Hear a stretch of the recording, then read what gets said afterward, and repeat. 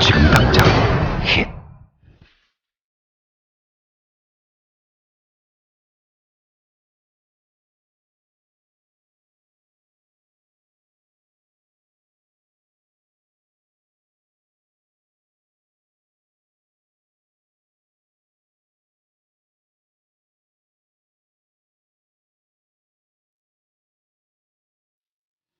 Hello, ladies and gentlemen, and welcome back to the 7th Esports World Championship here in Seoul, South Korea. My name is Reed Rapidveld, and of course joining me once again is Justin. It's great to be back after our first game of the quarterfinals, our first time seeing China here live on this stage, and they did not disappoint. No, they did not. They showed a great show, probably one of the better played matches throughout this entire tournament, and Russia, one of the teams that were supposed to be strong coming into this tournament, looking not so great against China at the moment. Right, one of their biggest strengths, blowing up in the top lane, really struggled in that matchup. A lot of jungle focus up there to shut him down, a lot of ban focus in there as well, and you could really see that China knew exactly what they were doing, banning out his champion pool, focusing him early, and even though things kind of got a little bit out of hand for the Chinese team, with Eka very, very strong in the mid lane for Russia, eventually as the game drew on, that strength just really didn't matter quite as much. They were picking a very AD carry central team composition, but Vayne didn't have enough time to grow as an individual champion before they had the team fight. So I think that was the biggest factor in the game, how much Mundo impacted their early game better than Elise. So. Right, we're going to see if that Mundo ban comes out here as they jump into champion picks and bans for game number 2 of our quarterfinal best of 3 here between China and Russia. We're going to get that game up on your screen here in just a second. Look at Tristana coming in here for the first ban. It's very, as I mentioned before, there's a very contested AD carry currently in this tournament. Not a target ban for Eka. We saw the solo kill that come out in the mid lane. So. I'm not sure if necessarily that's. I mean, Eka's got a bunch of other champions he can play there. Diana too, definitely something to watch out for. But banning the Vladimir there, I'm not necessarily sure that's the key to victory, because even though Eka did get ahead, it wasn't really the factor that caused the most struggles there. For Even, he is going to draw that ban, and of course Irelia ban away from Blorn here too. Fiora ban though, nice to see some very reactive bans here coming out from both sides. Yeah, very adaptive from the last game. Irelia, of course, a strong champion for Blorn, and we saw how much NRS Fiora can do in the last game, winning a matchup that is winning. We see Mundo ban, of course. That is we saw how much impact that he can have on the game, how strong he is also in the previous game. So Jax coming in for the last ban from Team China. Maybe this is Blorn's very strong champion? Well, I mean, it's pretty much his go-to roster there. Irelia, Jax, and then anything else that's like super carry top lane. Now, not really known for his ribbon necessarily, but he does have some carry opportunities to go for. With the Fiora ban, he may feel comfortable going back to the Gnar, but we should see the Russian team save their last pick for either top lane or mid as they work through the picks and bans. So Lulu's open, Elise, very good first pick ban. Also, right. Gangplank's available right now, so they could go for the.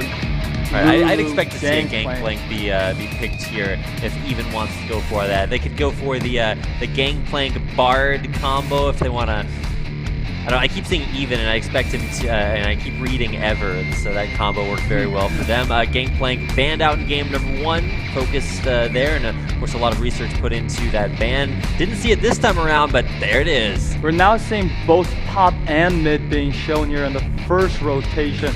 I'm not sure if that Riven was a good idea because I switched over to Hecarim. It could be utilized as jungle, most likely. We saw Hecarim being used as a top laner in this tournament, but then, as I mentioned before, it has been nerfed this patch. Right, Vici Gaming's team here as Chinese representatives have a lot of confidence grabbing their carries just right off the bat. So the team composition, it'll flesh itself out as you go down the line, but it'll be interesting to see how Russia reacts to this. Now, Irugod's still going on a very comfort champion. To be fair, he's really practiced a lot of like, hey, if Elise is up, go for that just because it has been traditionally very strong. But we'll see if that is another pick that China can work around like they did in game number 1. However, speaking of some strong champions in the current meta, we were actually having a discussion yesterday about the different Ezreal builds as that gets locked in for Eka. Yeah, Ezreal patch before this in 5.2 to Guinsoo's Rageblade Ezreal was super OP, it was very strong. I'm pretty sure, from what I understand, there has been changes to Ezreal Q for the Guinsoo's Rageblade proc in this patch, so it's not as strong as the previous one, but still I see a lot of blue Ezreal build coming out of this in this meta. Currently, it can be utilized both mid laner and the ADC, so I'm excited to see what's come out next. We see Corki here, also another champion that can be used in the mid lane with that. It's being hovered over at the same time as Kalista, so they might have been thinking about both of those or either one, but in the end it is Kalista that goes through there on Avenger. Now, thanks to some of the marksman changes, we've seen a lot of very diverse changes over some marksmen. Kalista, not necessarily one of the ones that have seen drastic changes to her kit, but also not a champion that we've seen played a whole lot. It's mostly been things like Vayne, Lucian, Caitlyn game thrown in there, of course, over the games yesterday, but it looks like the Lucian pick is what's going to get locked in here by Darker. Not going for the Vayne hyper carry, just looking for a little bit more lane strength. Yes, and we see now a double AD carry composition with Lulu top lane, so now we can see what kind of a picture that this team is drawing in terms of their team composition. To talk about Team China for a little bit, Kalista, very contested pick in the previous patches, just because of her ability to objective control just with her Ren. So that's very strong in terms of picking dragons, barons, and stuff like that. So, and Darius being hovered over and is actually going to get picked right here. Yeah, it's getting locked in. Blorn going for the Darius pick. And keep in mind, this is a Darius into question mark. That could still be, swapping around like maybe the Hecarim into the jungle, the Gangplank mid lane. That would leave top lane open. But it does look like it's going to be Gangplank mid, Hecarim top lane. And this will be a jungle pick saved for last on Vici Gaming. It's the Chinese team here. Teacher, what's he going to lock in for Destron? Gragas possibly. Gragas possibly. A lot of options here. There's Rek'Sai open, there's Kindred open, but they're probably looking for more tankier jungler, I guess, in this situation with more utility, so they're trying to go with Gragas. And you pick fine here with Elise being gone already, so. But this is where you pick the Sejuani jungle, set up for like a Glacial Prison right into Gangplank Barrel. That's that combo I like to see. However, Sejuani, not really a champion that used to be actually pretty good. Yeah, but had nerfed to her champion itself and Cinderhulk, so that's what really brought down the meta. But it's really exciting to see Lulu utilized as a support for the first time in this tournament.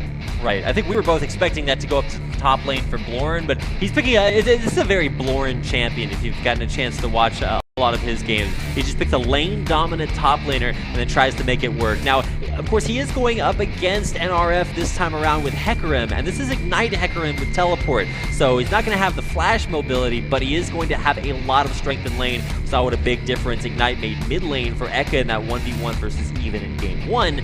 Now we might be seeing that same difference up at the top lane. Ignite being played against, no Ignite Summoner before. Yeah, we haven't really seen Darius to come to his full potential at Worlds when everyone thought he was very strong in the meta. He has received nerfs since then, but it's still a very strong champion, a very strong juggernaut. As I mentioned before, Hecarim has also been nerfed. I'm excited to see how this matchup is going to go. And if China wins this game, then they are through to the semi-finals. Quarterfinal matchup. We're about to get game number 2 underway here in just a second, loading in for China versus Russia, game 2.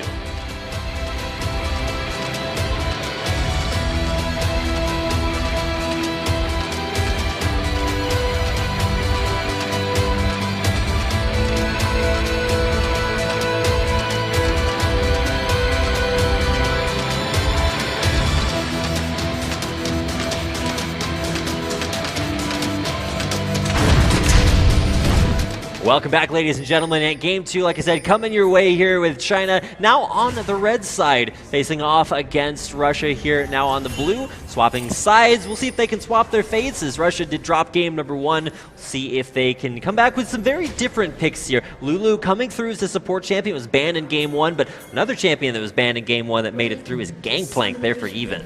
Yeah, Gangplank, once he hits level 6, especially in the mid lane, can synergized a lot of ganks and dives with his ult after level 6. So that's one of the biggest potential that's coming out of this mid lane matchup right now. Another thing I want to talk about is this top lane matchup versus Hecarim versus Darius. Darius, of course, a very strong champion. Is probably going to win this matchup in general, but then when it comes to teleport meta, well, I want to talk about this thing called immediate teleport impact. It's like how much impact can you do in the short period of time that when you TP right away.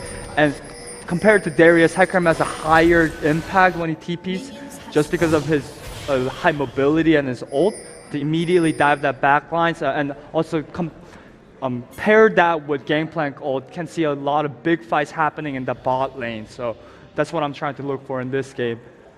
Now, keeping an eye on that early jungle invade, we saw the same situation in game number 1, pretty much an exact mirror there by China. This is the same start to their game that they did in every single one of their games yesterday. At least I got mixed results from one game, but for the most part, that's the invade that they like to do. Just invade, get that lane swap ward so that they can check and see exactly what they're going up against early on. But this mid lane matchup is actually going to be pretty interesting because, I mean, if you get harassed down too much by Gangplank, that can be a little bit difficult. However, mana is a difficult stat to get in the mid lane. You're actually seeing even start with a Sapphire Crystal just to make sure he has enough of it.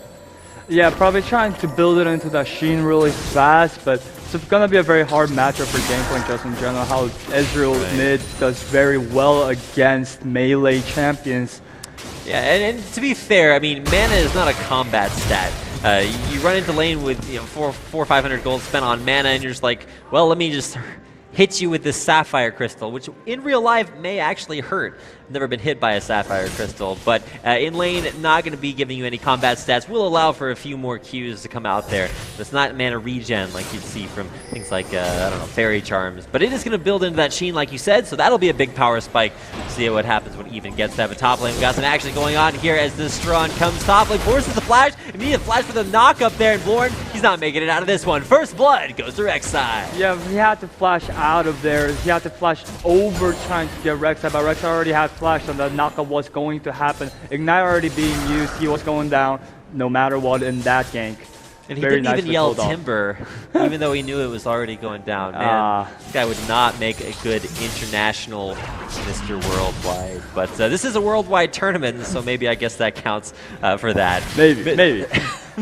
Mid lane, we've got Echo with tons of mana, not a whole lot of health. We'll see if maybe Rek'Sai takes a trip up there, or down there, considering he's on the top half of the map. Yeah, but it's been actually interesting to see the way, oh wow, Arcane shifting forward. A lot of damage here by Eka, and it should be noticed that Eka is running maybe a little bit more hybrid. He's not expecting into any ability power, but we should still see that Gwynsu's Rage Blade built out. Or do you think we're going to be seeing more of a Trinity Force Ezreal build? We're probably going to see, not Gwynsu's, but probably a blue Ezreal build from the back in the days. Trying to build it and build here, and then trying to build that into a Manamune, and then trying to get the Frozen Gauntlet. Now look at what NRF is doing. He's going into the jungle, placing a deep ward, pinging out. It's like, hey, we got this vision. And vision control has been something that the Chinese team has been really great at. And you can see it paying off right there. They're going to scout Hero God as he makes his way up towards the top half of the map. Deathstron's on the other side of the world for all intents and purposes. Knows that he can't get within range of that minion wave, so probably waiting for Teacher to plan his engage. Still waiting. This is what I like to call the hotshot gank. If you remember when he used to play jungle, he was just like, he'd pick a lane and he'd go sit in that lane for as long as he possibly could. There's the engage there. Faceless will be, or Fearless rather, will be forced to flash away there. Faceless being fearless, and now Darker forward, still taking a lot of that damage. I'm not sure what Faceless was really expecting to happen there. He's like, okay, well, I'm supporting my AD carry. My AD carry's up there taking a ton of damage, and I don't really have any spells up, so maybe needed some extra synergy there, but a gank avoided, still a big win in that matchup. A nice all-in coming in from Alistar. The burned Ignite on the way, but no, only Flash was blown for Faceless, so Darker's still holding on to both of his summoners, so this lane is still very even, but that was a very good trade coming in from bot lane from TrinityWorld. So So TrinityWorld, they're I guess up as far as you know, positioning in lane, but I'm not sure even if they can go for this dive on NRF. They've pushed in their top lane, they've pushed in their mid lane, but bottom lane still a kind of a point of struggle here. Darker and Faceless pretty shoved under their bottom turret. And looks like we might see another gank here if they extend it even a little bit. Man. Darker he's got bait written all over his forehead, and there's the headbutt, the pulverize, and oh, nice flash out from Darker. Faceless in a little bit of a rough spot, Summoner heal being used, and there comes the gangplank ult. It's gonna find one kill.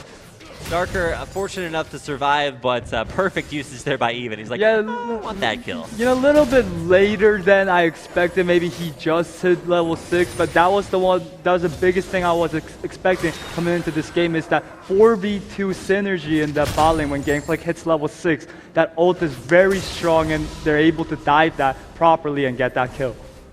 Yeah, really well played. Kind of window shopping there for Even. He's like, hey, what's that? A 2 HP champion? Let me just go ahead and drop a quick ult real fast. Grabs himself that kill, and he does have Sheen as his first item built out of that Sapphire Crystal. You can already see that paying off in lane. He's able to come back from a little bit of a CS deficit that he started to develop early, but here comes Destron. He's right on top of Eka. There's the Arcane Shift.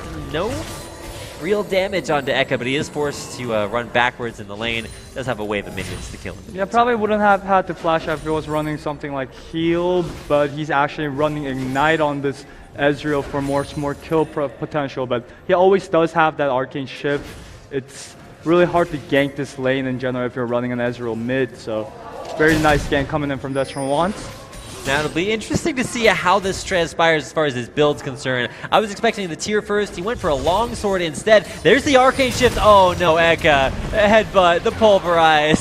And NRF just slides on in there for the kill. To be fair, Even did get dropped very, very low by Ignite there, but unable to pick that one up. Spider coming in, but he's not going to steal that away. Urgot's running away, no mana, but that Arcane Shift made that gank a little too easy for the mid lane. Yeah, gank like a champion that is has a harder mid to. Oh my god, Darker, no way to get out of that. Knock up into knock up. Yeah, he's not even running cleanse. He couldn't get out of that even if he had a way to. Just knockups chain perfectly. China picks up their 4th kill of the game.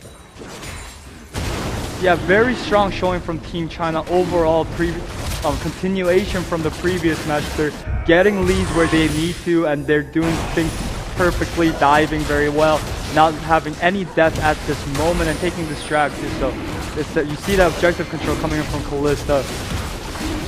Very nicely done. And with this first dragon being secured there by Vichi's Gaming's Chinese representatives, the extra damage is going to be pretty exciting to watch there, especially for Gangplank, who's now completed more extra damage for himself. That Zeal on top of a Sheen, just so much damage. It's like, hey, what if you made a champion who's like one real damage ability is like super strong, and then you gave him like ridiculous amounts of gold generation so that he could get even stronger there, and then, you know, Dragon comes out to give him even more combat stats, and it's gonna be even better for the mid lane. Hey, Ghostcrawler, are you watching this? It's a pretty good champion. He has actually been very strong for very long over several patches. Even here in the preseason, so many changes, but sometimes the more things change, the more they stay the same. A little bit of revenge here on the jungle. The Urgot running deep in there for the invade. However, Destron's just like, hey, anything you can do, I can do better. Invades by himself, doesn't even need the mid laner. What is Russia doing here? They're on a secret agent mission. They need to play some Mission Impossible music. They do have deep wards in the top side red jungle of the Team China VG right now, but I don't think those wards are very helpful at this moment, where all the lanes are pretty much even in terms of tower differential. So. Interesting spot for NRF to be in, but he is so fast that actually, whoa, he's just going to turn back in onto Eka, and there's the gangplank ult from Even to take him down. Born trying to find himself a kill there, goes for the ult, gets the kill for a turnaround, but does have to be kind of careful he doesn't die to that gangplank ult. A nice 1-for-1, and that does put Russia on the board with their first kill of the game. Yeah, I feel like NRF could have gotten that double kill if he was fighting in that gangplank ult, but chose to just walk outside just a little bit. But, you know, there's still good ult coming out from Even right there. He's utilizing his gangplank ult very well, synergizing with his team very well. So already 2 kills for him, and this is a champion like I always wanted to talk about. has a very hard early and mid game, but once he hits that Triforce power spike, he's very strong. Yeah, actually, ridiculous. We actually saw the same situation in our broadcasted game from Russia yesterday when Blorn hit his Trinity Force power spike. He teleported bottom lane into a wave of minions, and then Blade Surge one-shot the enemy support. It's like, hey, Trinity Force power spike, it's pretty good. So we'll be seeing that come out right about now as Even completes that. It's his only item other than those biscuits, but I think it's the only one he really needs at this point. Very, very strong, and just great synergy. Really strong team fighting here by Avicii Gaming's Chinese team. The biggest thing that I was sort of question marking for myself for China is, can they play together? We already knew they were strong individually, but man, they are really coming together, and it's very difficult for Russia to deal with. Yeah, team communication very strong. We see a TP coming in here from Gangplank. Big CC there by Teacher. He's going to throw his ult on. He is basically invincible. So is Destron, and Eka just cannot run far enough. Darker's got a nice culling there to coming from the backside, but I'm not sure if he really has enough damage to be a threat there in that fight. Meanwhile, Irugat, he's on a secret agent mission of his own. Teacher's going to go ahead, do the utmost to pick up that kill. Did have to flash for it, but I mean, it's definitely worth it to kill the spider before she gets executed, and you got to give the support some kills too. Yeah, of course, bloodthirsty support is 104 now, and Kalista did manage to deal a little bit of damage, but just not enough to kill that Elise. Very reactive teleport coming in from Gangplank right there, so that was also very great. But Ezreal was already there, has a higher roaming potential in general, but this lane though right now, 30 CS difference, but I feel like Hecarim had a overall more impact on this game at this point. Right, it's about individual strength versus the impact that you make for your team there. NRF, he's been roaming down. He had that nice kill in the mid lane after a cool roam there, but he's actually been struggling in the 1v1, so like we said, Lauren likes to pick that lane dominant champion. Irugat's going to get Gangplank ulted, and Destron wants to go in for that, but isn't going to be able to follow through that Gangplank ult. Yeah, no turrets are down, but it seems like Team BG has complete control over the other side stole that one, so nice to grab himself a Raptor, and he's going to get the CS a turret too. So I guess not complete control, but somewhat of a control. Right as you're like, hey man, they got this locked down, Ekka's like, give me that Raptor. Able to take that one away. So a moral victory, if not an actual one. We'll see what Ekka can do with that. You're going to be seeing double Essence Reavers completed there, both for Darker and Ekka. But I mean, those are items that get stronger with more itemization that you pile on top of them. Not necessarily power spikes like we're seeing from that Trinity Force. And first item, Runan's Hurricane for Avenger. Yeah, we've seen previously in previous patches Kalista go for that Blade, but since the nerfs, we've seen them rush Runan's Hurricane, the first item most of the time, so yeah, standard build. Hurricane, decent change there, is able to come in there. Oh, Ignite being put down there by NRF. Lauren should die for this, but he's going to take the turret with him. Trades his life there for that turret kill. Loses a little bit of an advantage, but is going to make that up in objectives. Yeah, so but he decided that getting that top lane turret, the first turret in this game actually, is more important than dying to a Hecarim who's 40 CS down. So he didn't, in terms of the match, he didn't lose a lot, but he did gain turrets, and that may be the opening that TrinityWorld needs in this game right now, since we just saw Flash coming out from Ekka. Losing that trade in the mid lane, very hard to deal with against Gangplank with Trinity Force and a BF sword doing tons of damage. Yeah, as Trinity Forces are wont to do. 3-0 there on that Gangplank mid. That is really the big upset match. You look at all of the matchups there for China, they are destroying that mid lane. Not quite 100 CS, so the Flame Horizon is still out there, but it's absolutely devastating. Trinity Force now, a BF sword on top of that, probably looking for Infinity Edges. I pluralize that because a lot of Gangplanks do go for two of them, but I probably won't see that. Oh, the Ezreal ult coming in, almost able to steal that dragon away. Pretty well timed, but not well enough. Yeah, I'm excited to see what Ekka is going for here right now in terms of his item build. It's one of the more unique Ezreal, mid-Ezreal item builds I've seen, even compared with that Ignite, so... It should be like your blue Ezreal build, but if you're going to build Essence Reaver, you want to stack more crit on top of that. So it might be a Trinity Force to follow after that, but still hasn't even completed the Essence Reaver, so we got to answer that question first. Yeah. Here comes in Destron. He's able to use his ult offensively, get right into there to the fight. Ekka's in a little bit of a rough spot. He's going to use that. He's going to have that Chilling Smite used on him, trying to run away. He's not going to get that Arcane Shift back up in time, and Destron is able to take him out. Gangplank doing a tons of damage, and they're again synergizing their skill compositions very well, their kits very well. And here another death for Bjorn. He's in a little bit of trouble. He will heal off of Alistar, but not enough cooldowns there from Alistar. Yeah, but this top turret's going down, and so is this mid lane turret. We see even doing this a lot. He did this previous game. He's pushing that tier 2 turret in the mid lane just alone with no contest whatsoever from TrinityWorld. So.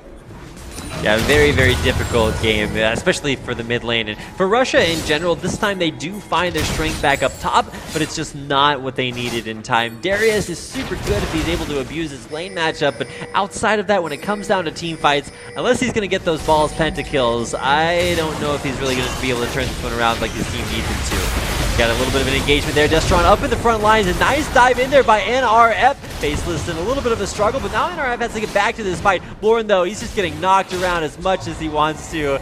Something tells me Gangplank, as soon as he gets his Q back up, he's looking for the kill. Lauren having to run straight away, but there's the Chilling Smite, and they're trying to get this one to Even, and Even will pick it up there off of the Parlay, which is somewhat ironic considering that Parlay, he's making peace and he's using it to kill someone. So it's actually Parlay, so it might have a different meaning. Unstoppable. While we're talking about Parlay, he's making peace with yet another kill. Now 12-2. China are not playing around. Well, I guess they are playing this game, but they are certainly doing it very, very cool, calm, calculated. A lot of those C words that mean they are confident in their play. 12-2, certainly indicative of that. Yeah, so the team fight seemed like Destron once was getting caught out in the opposing jungle, but the NRF and all the rest of the team members were able to collapse way faster. And just at this point where there's this much goal differential, it's very hard to come back, even in a team fight where you're supposed to win. I think we learned one thing, it's that TrinityWorld are pretty good at securing their jungle camps. Ezreal able to steal away a wolf there,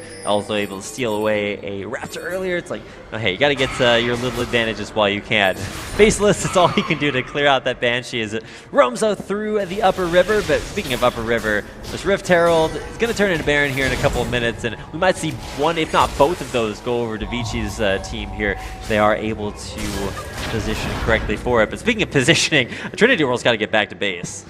Yeah, we're 18 minutes in. Oh, we might hear Sia. Actually, no, the barrels were missed. I thought we might see a solo kill here, right here. Gangplank again, 501, very strong. Yeah. We've got Even versus Blorn. Now, Teleport should be able to turn this matchup around, and you can see there it is. If Blorn's actually going to try to teleport away, but he gets it canceled right in the face of Destron. It wasn't a teleport coming in, it was Rek'Sai, and that 3v1 is not going to go in Blorn's favor. So close, but not enough. He saw that Rek'Sai coming in. Maybe he has enough time before Rek'Sai can knock him up. Oh no, Irugod actually might be able to turn this one around. Avenger taking a lot of damage, but he does have that Fate's Call. Ekka in a little bit of a rough spot there. Gonna get turned around, gonna get the knockup. Avenger still alive, off to the back, but it's Even going godlike with his 8th kill of the game. A double kill picked up there, and Even is a monster. Yeah, TrinityWorld trying their best, trying to find openings to this game. They know the enemies in their jungle. Team China, Vici's not being very careful in terms of their positioning in the enemy side jungle, but it doesn't matter at this point because they do so much damage. There's a 10k, 15k gold differential in under 20 minutes. This game seems almost over. Yeah, 20 minutes. You can't even surrender yet. China is absolutely crushing down bottom lane, top lane, every single place around the map there. Even Blorn is going to get ulted on. He's probably going to go down. Doesn't even get 2 points off the dunk there. And as top lane goes down, bottom lane's also going to have its inhibitor taken. I guess top lane inhibitor is still available, but Darker, we'll see how long he can hold that top up. Yeah, and then we're actually seeing that Flame Horizon right now. 204 CS for Gangplank and 90 from Ezreal. Gosh, Even, you start to realize why Gangplank was banned in game number 1. It has been a champion that Even has been extremely strong with over the course of not just this tournament. I haven't seen him play elsewhere, but you can see immediately the first ban there in game number 1. Even Russia knew that they had to take that away from Even. Didn't do so in game 2. Now here we are. Champions like Gangplank rise with weak mid weak early game, but very strong late game. You have to try to put that into your calculation with the early game jungle path and try to impact that lane. And with also Eka, who has a lot of damage with that ignite, but gameplay didn't die, and he managed to pick up a lot of kills once he hit that level 6. Got a lot of assists off of that, snowballed that into a huge lead. Now he's a monster that cannot be dealt with. Well, speaking of monsters, when you got a lot of them piling into your lane, Lauren is in a little bit of a struggle. We'll see if he can maybe try to turn this into something, but yeah, 4v1s, 5v1s, even as Avengers coming up there. It's like, hey guys, I want in on the action. In solo queue, this is where he yelled, like, really, you needed 4 people for that? It's like, come on, where's the 1v1? I guess they were trying to get Baron, but you know, just Lauren was in the way of that Baron. It's true. Yeah, I mean, they could have probably bypassed Lauren and went straight to the Baron. Oh, wow, the face call being used. There's the flash, the pulverize. Eka actually thrown back towards the Baron and even going legendary. But this is 10th kill of the game now. It's beyond godlike. This performance, absolutely ridiculous. And you can really see why he is so strong on that champion. And Darker getting chunked out by inhibitor minions. We see a teleport coming here. Oh my gosh. Darker can't even run away from it. The express train from downtown. This is what Tekram used to do before the patches, and like you mentioned yesterday, the 20-minute home guard being utilized here very effectively, I think. Here's another home guard coming in as even TPs into the base. Oh my gosh, 1,000 damage crits off of those parlays. Absolutely ludicrous. And you're going to see Even look for another Q off that crit, and he's going to go in and get that kill. NRF just diving the fountain here is he's probably not dead. Able to get away there. The Nexus, however, not quite so lucky. And it's going to be China taking a 2-0 victory over Russia and advancing to the quarterfinals. Semifinals there. Had to make sure I was in the right part of the tournament. A 22-2 victory there for China. An absolute domination. Incredibly excited to see how far this team can go in the tournament. Might be able to give Korea a run for their money as they will be playing as well. However, that's going to do it for our first best of 3. So coming up next, you guys don't want to miss it. We've got Israel versus Switzerland. Coming up next is the 7th Esports World Championships. Continue in a minute.